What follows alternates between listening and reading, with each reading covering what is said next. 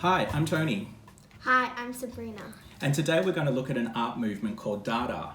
DADA can be described as everything and nothing rolled into one, which sounds like an absurd joke.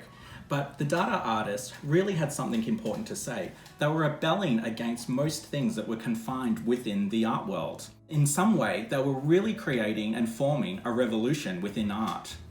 The artists did something called DADA poems, and today we're going to make a DADA poem and show you how to make one as well.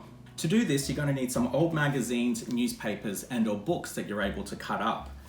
What we're going to do is actually flick through the magazines to find different words and cut them out with either scissors, a scalpel, or you could even tear them if you wanted. Then you're going to place them all into a container or a bag of some sort. I really like the use of text in art. It's something I use quite a bit. I find it a really interesting way of kind of communicating with the audience. Do you use text much in art? Sometimes. Sometimes, yeah. Now that we have all our letters cut out, do you want to give them a shake and mix them all up?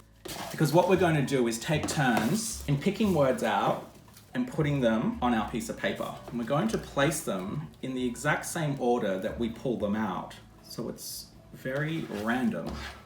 And how you decide to display them on your piece of paper is totally up to you. You might like to run them all the way across or run them down. There's no right or wrong in this, and that's why I think it's so beautiful. Once you've got a few words down, you can use your glue stick to hold them into place. That you can be as creative as you like, and however it turns out is exactly how it's meant to be. These are some more examples of our finished DADA poems.